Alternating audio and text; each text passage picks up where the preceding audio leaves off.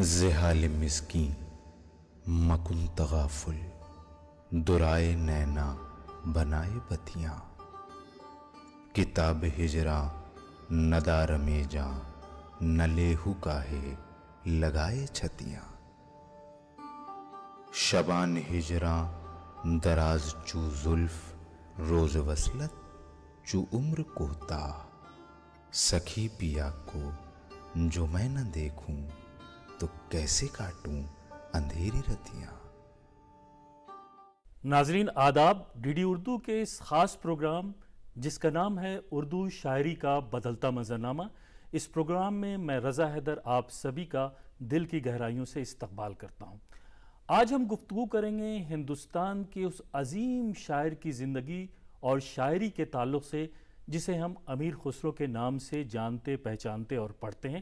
اور ہمارے ساتھ اس گفتگو میں دو خاص مہمان موجود ہیں، ان کا میں تعارف کراتا چلوں۔ ہمارے پہلے مہمان ہیں ڈاکٹر خالد علوی صاحب، جو کسی بھی طرح سے تعارف کے محتاج نہیں ہیں، کئی کتابوں کے مصنف ہیں اور آپ کے آرٹیکلز انگریزی اور اردو دونوں زبانوں میں پبلش ہوتے رہتے ہیں۔ اور ہمارے دوسرے مہمان ہیں پروفیسر احمد محفوظ صاحب۔ کلاسیکی شاعری کے تعلق سے احمد محفوظ صاحب کی کئی کتابیں آئی ہیں۔ تو ناظرین، ہم گفتگو کریں گے امیر خسرو اور ان کی شاعری اور اردو شاعری کا جو پورا بدلتا منظرنامہ ہے اس کے تعلق سے۔ اگر ہم اردو شاعری کے بدلتے منظرنامے کو دیکھیں اور اس کا مطالعہ کریں تو ہماری 700 اور 750 سالہ جو اردو شاعری کی تاریخ ہے، اس میں نئے آہنگ اور نئے مزاج سے یہ اردو شاعری ہر دور میں روشناس ہوتی رہی اور اپنے آپ کو متعارف کراتی رہی۔ اس اردو شاعری کی تاریخ میں عروج بھی آئے، زوال بھی آیا، ہر دور کو اور ہر زمانے کو اور ہر مزاج کو اس اردو شاعری نے سمجھنے اور پرکھنے کی کوشش کی ہے۔ اور جب ہم امیر خسرو کی شاعری کو دیکھتے ہیں اور اس دور کو دیکھتے ہیں تو یہ کہا جاتا ہے کہ امیر خسرو ہماری ہندوستانی شعری روایت کے سب سے پہلے شاعر تسلیم کیے جاتے ہیں، اور یہی وجہ ہے کہ ان کی شاعری کا جو بہت بڑا خزانہ ہے اس میں اردو بھی ہے، مگر اردو شاعری میں صرف اردو نہیں ہے بلکہ سنسکرت، عربی، فارسی اور ہندوی الفاظ کا بھی استعمال امیر خسرو کی شاعری میں ہمیں جگہ جگہ دکھائی دیتا ہے۔ امیر خسرو کے بارے میں یہ بھی کہا جاتا ہے کہ امیر خسرو ہماری ملی جلی تہذیب اور کمپوزٹ کلچر کے ایک بہت بڑے علمبردار کے طور پہ بھی جانے جاتے ہیں۔ ان کو اپنے ملک ہندوستان سے بے انتہا محبت تھی، یہاں کے رسم و رواج، یہاں کی تہذیب اور یہاں کے مذاہب کا وہ بے انتہا احترام کرتے تھے۔ یہی وجہ ہے کہ ان کی شاعری میں ان تمام چیزوں کا امتزاج ہم ہر جگہ دیکھتے ہیں۔ تو آئیے امیر خسرو کی زندگی اور شاعری کے ہر پہلو پر ہم اپنے ایکسپرٹ سے، اپنے مہمانوں سے بات کریں گے۔ تو میرا پہلا سوال ہے ڈاکٹر خالد علوی صاحب کہ میں یہ چاہتا ہوں کہ امیر خسرو کی جو پوری زندگی ہے اور ان کی جو شاعری ہے اور ان کی شاعری کے تعلق سے جو بہت ساری باتیں، اس کا ایک مختصر سا تعارف آپ کریں۔ دیکھیے، امیر خسرو پر گفتگو کرنے سے قبل میں شمس الرحمن فاروقی صاحب کا ایک قول دہرانا چاہتا ہوں۔ انہوں نے جو خسرو کے حوالے سے لکھا ہے، خسرو نے لکھا ہے کہ اصل میں استاد شاعر وہ ہے جسے دوسرے شعراء استاد تسلیم کریں۔ جی، تو خسرو ہماری اتنی بڑی شخصیت ہے کہ غالب جو کسی کو تسلیم نہیں کرتے، وہ صرف خسرو اور فیضی کو تسلیم کرتے ہیں۔ تو خسرو اس لحاظ سے بہت بڑی شخصیت ہیں، بہت بڑے شاعر ہیں، اور ان کی شخصیت کی اتنی جہات ہیں کہ وہ موسیقار ہیں، جی، مورخ ہیں، سرکاری ملازم ہیں، جنگجو سپاہی ہیں اور شاعر ہیں، اور ہم ان کا احترام اس لیے زیادہ کرتے ہیں کہ وہ ہماری شاعری کا نقش اول ہے، جی، یا کم سے کم ان کو مانا جاتا ہے۔ پٹیالی ایک جگہ ہے ضلع ایٹا میں، وہاں ان کا خاندان رہتا تھا، لیکن ان کے والد جو تھے ان کا انتقال ہو چکا تھا، اور ان کے نانا عماد الملک دہلی میں رہتے تھے، تو خسرو کی پیدائش دہلی میں ہوئی، اور پھر اس کے بعد وہ پٹیالی میں ان کا بچپن گزرا، لیکن 7-8 سال کی عمر میں وہ دہلی آ گئے۔ اور خسرو کی زندگی ایسی ایک، یعنی آپ کہہ سکتے ہیں کہ داستانی شخصیت ہے کہ 8-10 بادشاہوں کے ساتھ اس نے زندگی گزاری، بیک وقت باپ اور بیٹوں کے ساتھ، یعنی بغرا خان اور اس کے بیٹے کے ساتھ رہی۔ بیٹے نے بغاوت کی تو خسرو کا کہا جاتا ہے کہ خسرو نے اس میں مفاہمت کرائی، اور انہوں نے تاریخی کتابیں لکھی، قرآن الصادین لکھی، اور وہ بہت دن تک اس زمانے میں جو سرکاری دفتر ہوتا تھا وہ کتب خانہ کہلاتا تھا۔ تو وہ کتب خانے کے انچارج رہے، علاء الدین خلجی کے ساتھ جنگ میں شامل رہے، غیاث الدین بلبن کے ساتھ جنگ میں شامل رہے، اور اس کے بعد جب ہم یہ دیکھتے ہیں کہ اس آدمی نے 20,000 سے زیادہ اشعار کہے، یعنی جو آدمی جنگیں لڑ رہا ہے، موسیقی میں اپنی زندگی دے رہا ہے، یہ بھی کہا جاتا ہے کہ ستار جو ہے وہ انہوں نے پیدا کیا، وہ ستار سے پہلے انہوں نے ایجاد کیا، ستار اس سے پہلے موجود نہیں تھا۔ بہت سی جو سروں کے بارے میں کہتے ہیں کہ خسرو کی ایجاد ہے، تو اس لحاظ سے خسرو ہماری عجیب و غریب شخصیت ہے۔ خسرو سے پہلے بھی کچھ ایسی، یعنی اردو تو ظاہر ہے کہ اس وقت تک اس طرح نہیں تھی جیسے آج ہم دیکھتے ہیں، لیکن ابتدائی شکل میں کسی نہ کسی طرح موجود تھی۔ تو اس کی شاعری اس زمانے میں، اور لوگ بھی کچھ نہ کچھ کر رہے ہوں گے، اور بھئی ہمارا سلمان مسعود سعد کے بارے میں ہے، کچھ الفاظ بھی اس کے موجود ہیں، کچھ مصرے موجود ہیں جو انہوں نے کہے ہیں، لیکن پہلا ہندوستانی زبان کا شاعر یہ طے ہے کہ خسرو ہے۔ خسرو نے وہ زبان جسے ہم دہلوی، ہندوی یا اردو کہہ سکتے ہیں، اس میں شاعری خسرو نے شروع کی۔ یہ ایک الگ مسئلہ ہے کہ جو شاعری ہم تک پہنچی ہے وہ خسرو کی ہے یا نہیں ہے، لیکن نظام الدین اولیاء کے چونکہ وہ بہت قریبی مرید تھے، تو نظام الدین اولیاء نے کہا ان سے کہ تو فارسی میں شاعری کرتا ہے، لیکن عام آدمی جو ہے، جو سڑک پہ چلنے والا آدمی ہے، وہ کیسے سمجھے گا، ان کی زبان میں شاعری کرو۔ تو یہ باقاعدہ ہمارے پاس یعنی اس بات کی سند موجود ہے کہ انہوں نے اردو میں یا اس زمانے کی دہلوی میں یا اردو کی ابتدائی شکل میں شاعری کی۔ احمد محفوظ صاحب، امیر خسرو کی شاعری کے بارے میں یہ بھی کہا جاتا ہے کہ وہ ہماری شاعری، جو ہمارا پورا ایک اتہاس اور ہماری جو پوری تاریخ رہی ہے اور جو کمپوزٹ کلچر رہا ہے، اس میں وہ سمبل کی حیثیت سے بھی جانے جاتے ہیں۔ تو اس کمپوزٹ کلچر اور ملی جلی تہذیب کے فروغ میں امیر خسرو کا کیا رول رہا ہے؟ دیکھیے، ابھی خالد علوی صاحب نے جو باتیں کہیں، وہی باتیں میرا خیال ہے کہ اس بات کو ثابت کرنے کے لیے کافی ہے کہ امیر خسرو کی جو اہمیت اور حیثیت ہے ہماری شعری روایت میں، اور خاص طور سے ہماری ہندوستان کی تہذیبی روایت میں، وہ غیر معمولی ہے۔ اب دیکھیے، اس میں بات یہ ہے کہ جیسا کہ ابھی یہ بات آئی کہ خسرو ہماری شعری روایت کا خاص طور سے، یعنی چونکہ خسرو جو ہے بنیادی طور پر تو فارسی کے شاعر ہیں، اور فارسی میں انہوں نے اتنا کہا ہے کہ اس کی مثال کم از کم ہمارے ہندوستانی دوسرے جو فارسی شعراء ہیں ان کے یہاں بہت کم نظر آتی ہے۔ لیکن اسی کے ساتھ ساتھ یہ بھی ہے، جس کی طرف ابھی اشارہ بھی کیا خالی صاحب نے، کہ خسرو کی پوری جو شخصیت ہے، اور خاص طور سے ادبی اور شعری جو شخصیت ہے، اس میں اتنی رنگا رنگی ہے، اتنے پہلو ہیں، اور ان پہلوؤں کا تعلق جو ہے وہ ہماری ہندوستان کی جو تہذیب ہے، جو ہمارے کلچر ہے، جس میں جیسا بھی بات آئی کہ موسیقی اور یہاں کے رسم و رواج، یہاں کے تہوار۔ بھئی خسرو نے تو جو اپنی مشہور مثنوی نوح سپہر ہے فارسی میں، اس کے پورے تیسرے چیپٹر میں، اس پورے چیپٹر میں ہندوستان کی ثقافت، ہندوستان کی تہذیب، یہاں کے رسم و رواج، یہاں کے تہوار، یہاں کی زبانیں، یہاں کے مذاہب، ان کی جیسی تشریح کی ہے، جیسی تحسین کی ہے، اور اس کے بارے میں جس طرح کے تعریفی اور تحسینی کلمات بیان کیے ہیں، رکھے ہیں، کہ اس سے اندازہ ہوتا ہے کہ خسرو کو اپنے ہندوستانی کلچر، اپنی ہندوستانی تہذیب سے کتنی گہری مناسبت اور اس سے رغبت تھی۔ تو ایک بات تو یہ۔ دوسری بات یہ کہ جیسا کہ آپ نے کہا کہ ہندوستانی جو مشترکہ تہذیب ہے، تو ہندوستانی مشترکہ تہذیب کی ایک بہت بڑی علامت تو خود فارسی شاعری بھی ہے، کیونکہ فارسی شاعری جو ہے وہ اصلاً تو ایران کی ہے، لیکن ہندوستان میں جو فارسی شاعری وجود میں آئی، اس کے لیے بلکہ ہمارے ہاں باقاعدہ ایک اصطلاح استعمال ہوتی ہے سب کے ہندی،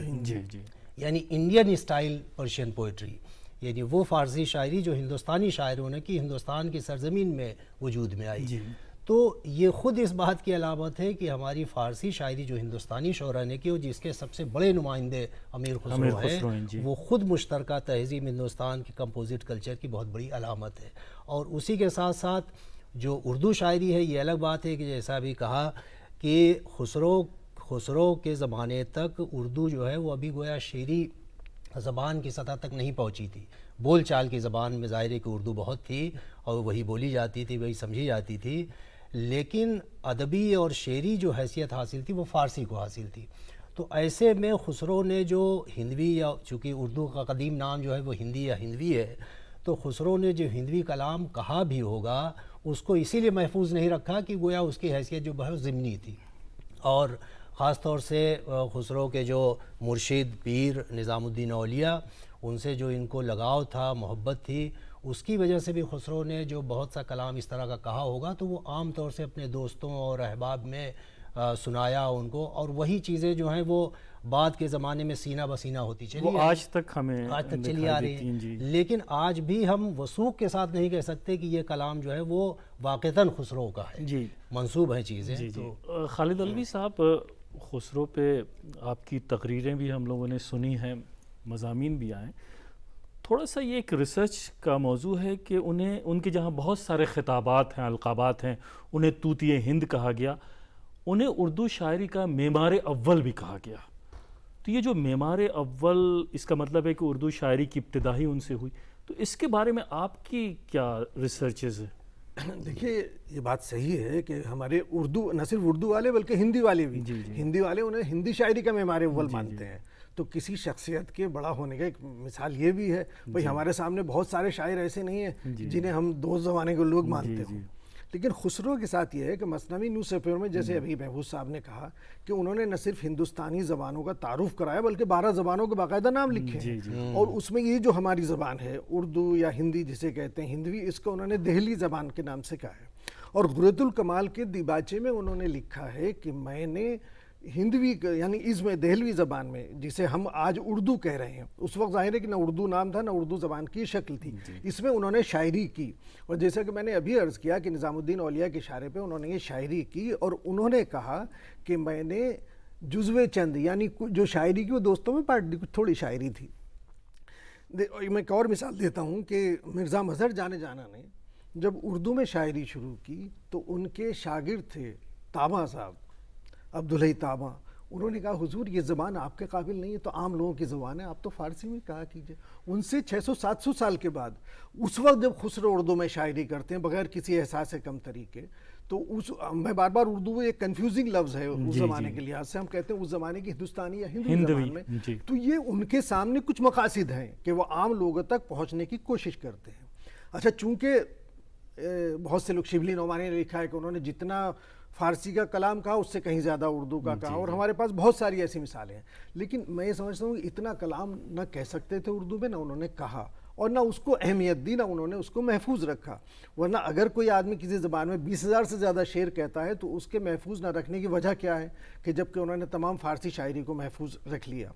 لیکن یہ ضرور ہے کہ کچھ کلام جو ان کا ہم تک پہنچا ہے، اس کی ابتدائی شکل ممکن ہے کسی نہ کسی صورت میں انہوں نے کہی، چونکہ 700 سال 800 سال تک جو چیز محفوظ نہیں رہی۔ دیکھیے تقی عہدی نے جو پہلی بار ہمارے پاس اپنے تذکرے میں ان کا حوالہ ملتا ہے، تو کسی ہندوی کلام کا نہیں ملتا۔ قائم نے اپنے تذکرے میں مخزن نکات میں زحال مسکی مکن تغافل والی غزل پہلی بار دی خسرو کے نام سے، لیکن قائم ہوئے، میر ہوئے، یہ لوگ محقق نہیں تھے، خود قائم کے لاتعداد اشعار سودا کے نام سے منسوب ہیں، تو یہ لیکن سنی سنائی باتوں میں دیکھیے ہر آدمی محقق نہیں ہو سکتا، وہ آج بھی ہم کرتے ہیں۔ دیکھیے غالب کے بہت سارے اشعار غالب کے نام سے منسوب ہیں، تو جو ہمارے سامنے، میں اور ایک مثال دیتا ہوں،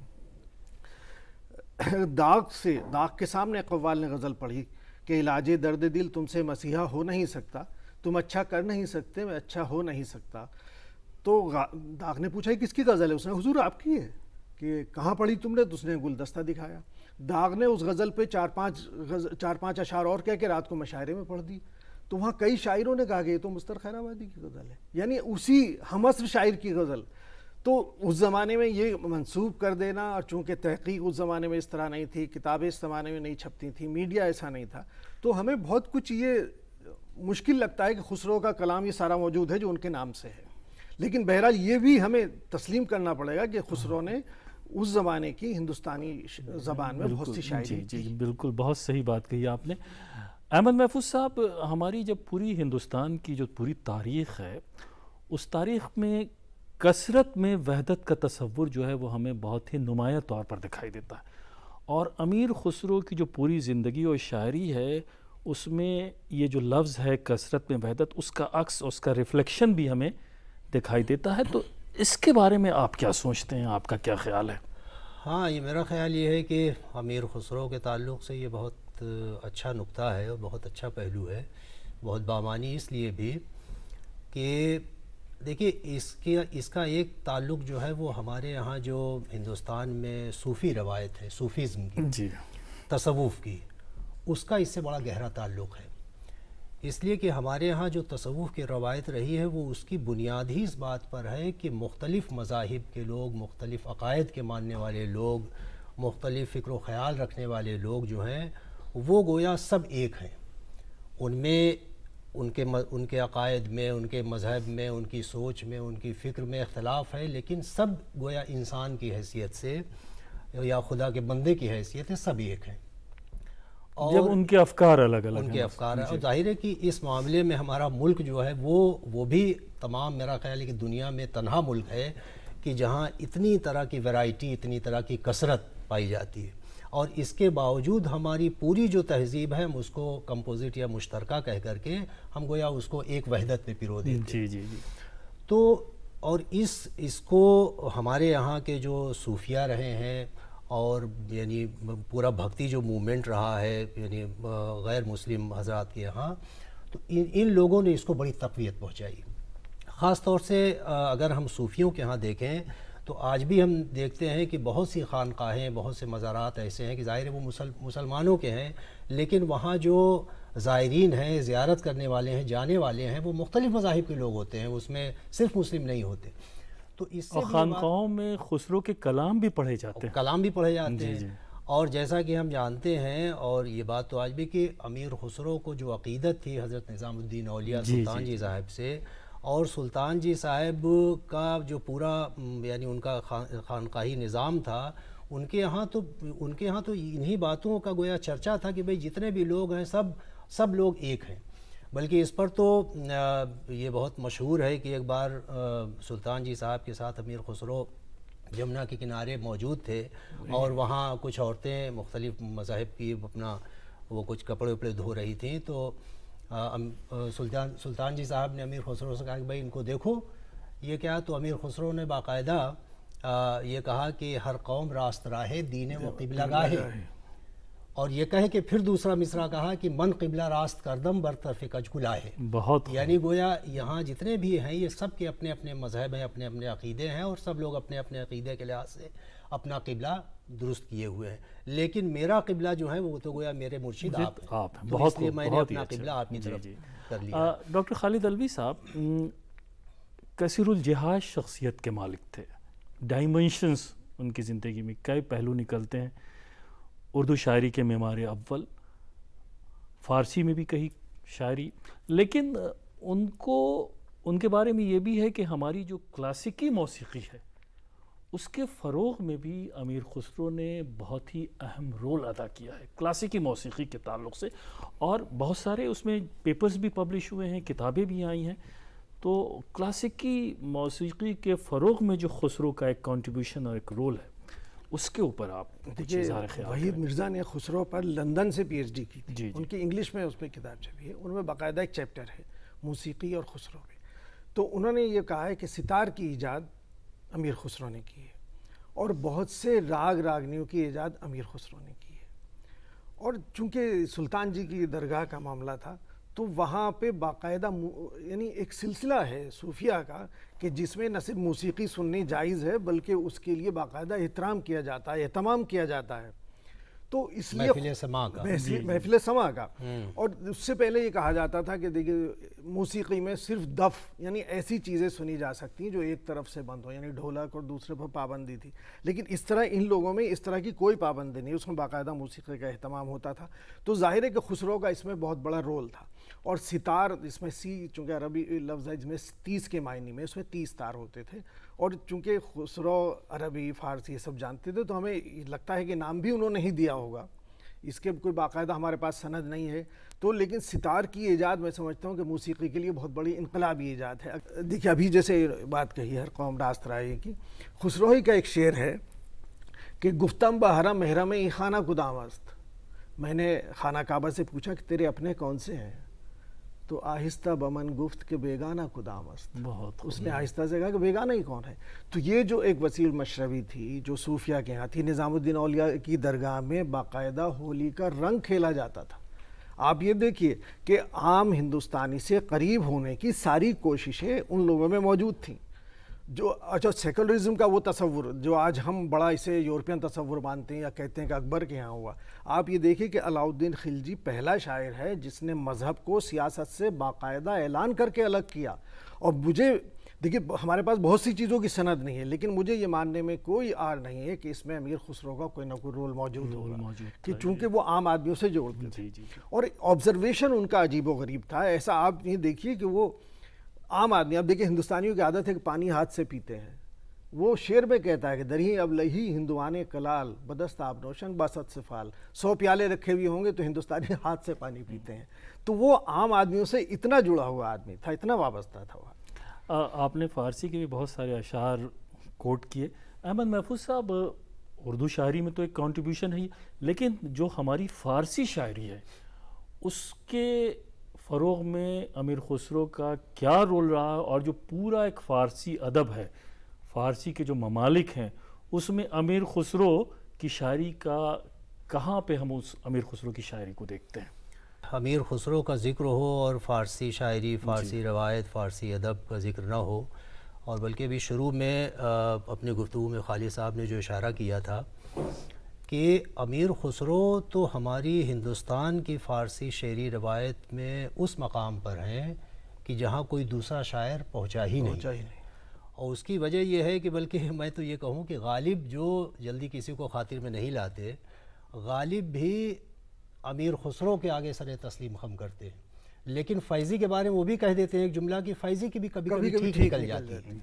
گویا فیضی کے یہاں بھی گویا غالب کی نظر میں یہ ہے کہ صاحب فیضی جو ہیں ان کے یہاں بھی, لیکن امیر خسرو کے بارے میں وہ کہتے ہیں غالب کہ صاحب امیر خسرو جیسا شاعر اور فارسی دانی اور فارسی کی شاعری اور فارسی کا کلام جو ہے اس کا کوئی جواب نہیں.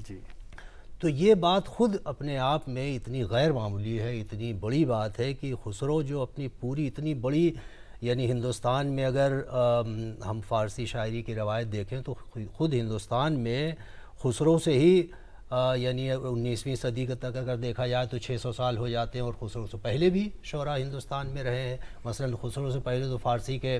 بہت بڑے شاعر مسعود شاہ سلمان, ان کے تقریباً 150 سال پہلے. تو مسعود شاہ سلمان کو اگر مان لیا جائے تو اس کے بعد سے 700 سال کے عرصے میں خسرو جو ہے وہ ہماری شعری فارسی شعری روایت میں گویا اپنی معراج کمال پہ پہنچے ہوئے ہیں. اور یہاں پھر یہ بات کہنے کی ہے کہ یہ جو ہم گفتگو یہ کر رہے ہیں کہ اردو شاعری کا بدلتا منظرنامہ, تو اردو شاعری پر فارسی شاعری کے جو اثرات ہیں اور فارسی شاعری کا جو پورا اثر اردو شاعری نے قبول کیا ہے, شعری سطح پر, زبان کی سطح پر, الفاظ کی سطح پر اور بہت سی چیزوں میں, پھر اس کو اردو نے ایک طرح سے جذب کر لیا. اور اس طرح جذب کیا ہے کہ آج جیسے بہت سے لوگ یہ کہہ دیتے ہیں کہ صاحب اردو شاعری میں ہے ہی کیا, سب کچھ فارسی کا ہے, تو یہ بھی کہنا بالکل غلط ہے.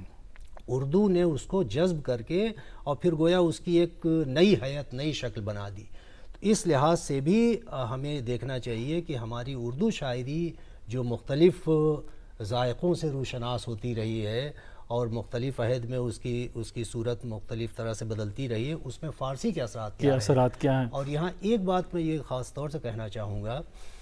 کہ خسرو اس معاملے میں بھی بہت غیر معمولی حیثیت رکھتے ہیں کہ ہمارے ہندوستان میں جو شاعری کی, خاص طور سے غزل کی شاعری کی جو شعریات بنی, اس کے جو اصول گویا بنے یا ان کی تشکیل ہوئی, اس میں بھی خسرو کا بڑا اہم رول ہے. احمد محفوظ صاحب, ہم ملی جلی تہذیب کی بات کرتے ہیں, اور خسرو ایک ایسا شاعر ہے کہ ہر زمانے میں اس کی ضرورت کو محسوس کیا گیا اور اس کے پیغام کو دنیا تک پہنچانے کی کوشش کی جاتی رہی. موجودہ دور میں خسرو کی شاعری, خسرو کا پیغام اور ان کی قومی یکجہتی کا جو تصور ہے اس کو پہنچانے کی کس حد تک ضرورت ہے؟ دیکھیے جس طرح سے ہم کہتے ہیں نا ملی جلی تہذیب کے لوگ نمائندے ہیں, اس کے لیے باقاعدہ ہم لوگ کوشش بھی کرتے ہیں, تو اسی طرح کچھ لوگ اس تہذیب کی مخالفت بھی لوگ کرتے ہیں. تو میں سمجھتا ہوں کہ خسرو کی ضرورت ہر زمانے میں رہی ہے اور ہر زمانے میں رہے گی. ہمارے زمانے میں شاید کچھ زیادہ ہم لوگوں کو اس کی ضرورت محسوس ہو رہی ہے. اور ہم دیکھیے خسرو کے ساتھ اردو ہی بات نہیں, ہندی میں بھی جو دوہے ان کے نام سے منسوب ہیں, ملی جلی کلچر کی طرف تو اشارہ کرتے ہی ہیں. تو اس لحاظ سے ان کی اہمیت ہمیشہ رہی ہے اور رہے گی۔ اور ان کی جو پہلیاں ہیں کہہ مکرنیاں ہیں اس کو دیکھیے کہ اس پہ تو کئی زبانوں میں کتابیں آئی ہیں اور ہندی میں تو بے انتہا کتاب ہے۔ بہت خیر، پہیلیوں پہ الگ سے بات ہوتی ہے، پہیلیاں بھی ان کی موجود ہیں، ان کی کہی جا سکتی ہیں، لیکن جو پہیلیاں موجود ہیں ان میں سے ان کی کوئی پہیلی دستیاب نہیں ہے۔ جی جی جی، تو موجودہ دور میں جو ہے وہ بہت ضرورت ہے اس وقت خسرو کے پیغام کو عام کرنے کی اور رائج کرنے کی۔ احمد محفوظ صاحب، جب ہم خسرو کی بات کرتے ہیں اور ہندوستان کی جو ہماری پوری شعری روایت اور منظرنامہ ہے، خوبصورت تاریخ رہی ہے، اس میں کافی اتار چڑھاؤ رہا ہے، تو حالانکہ موازنہ کرنا اس دور سے اس دور کا ذرا بہت مشکل ہے، لیکن اس دور کی شاعری اور موجودہ شاعری، چونکہ آپ ایک شاعر کی حیثیت سے بھی پوری شعری دنیا میں پہچانے جاتے ہیں، آپ کیا فرق محسوس کرتے ہیں اور کیا میسج دینا چاہتے ہیں کہ اس دور کی شاعری اور آج کی شاعری، خسرو کے زمانے کی شاعری اور آج کی شاعری میں کیا فرق ہے؟ میں یہ کہوں گا کہ امیر خسرو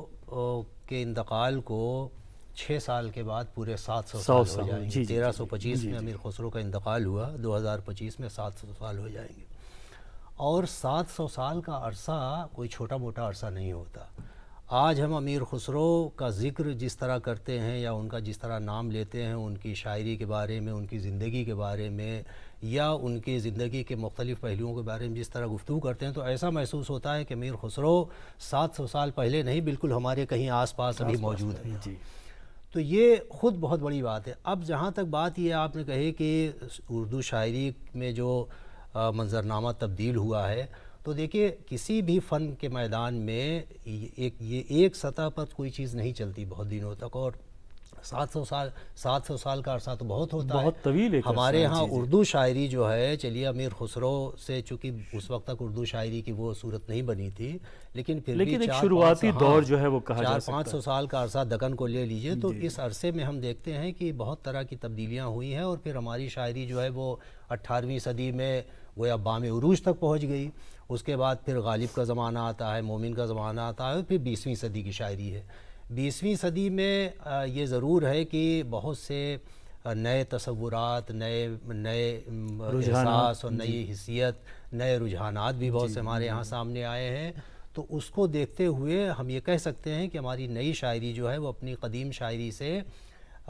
یک گنا مختلف ضرور ہیں، لیکن ہماری روایت وہی ہے۔ روایت میں جو اس کی جڑیں ہیں وہ امیر خسرو، مسعود شاہ سلمان اور ولی اور میر اور غالب سے ہوتی ہوئی یہ روایت ہم تک پہنچی ہے۔ تو اپنی روایت سے جو رشتہ ہے ہمارا، وہ جس طرح سے پرانی صدیوں میں مستحکم تھا، میں سمجھتا ہوں کہ آج بھی اسی طرح رشتے کو مستحکم رکھنے کی ضرورت ہے، تاکہ ہم اپنی روایت سے پوری طرح استفادہ کرتے رہیں۔ بہت بہت شکریہ ڈاکٹر خالد علوی صاحب، پروفیسر احمد محفوظ صاحب۔ تو ناظرین، آپ نے دیکھا کہ ہم نے گفتگو کی ڈاکٹر خالد علوی اور پروفیسر احمد محفوظ صاحب سے امیر خسرو کی زندگی اور ان کی شاعری، ان کے عہد، ان کے زمانے کی تہذیب، اور ہم نے کوشش کی کہ ہر پہلو پر گفتگو ہو سکے، اور ہمارے مہمان مقررین نے، ایکسپرٹس نے پوری کوشش کی ہے کہ امیر خسرو کی زندگی اور ان کی شاعری کے ہر پہلو پر گفتگو ہو جائے۔ تو اگلے ایپیسوڈ میں ہم پھر حاضر ہوں گے کسی نئے شاعر کی زندگی اور اس کی شاعری کو لے کر کے اپنے مہمانوں کے ساتھ۔ تب تک کے لیے اجازت دیجیے، آداب۔ زحال مسکین مکن تغافل، درائے نینا بنائے بتیاں، کتاب ہجراں ندار میں جاں، نہ لیہو کاہے لگائے چھتیاں۔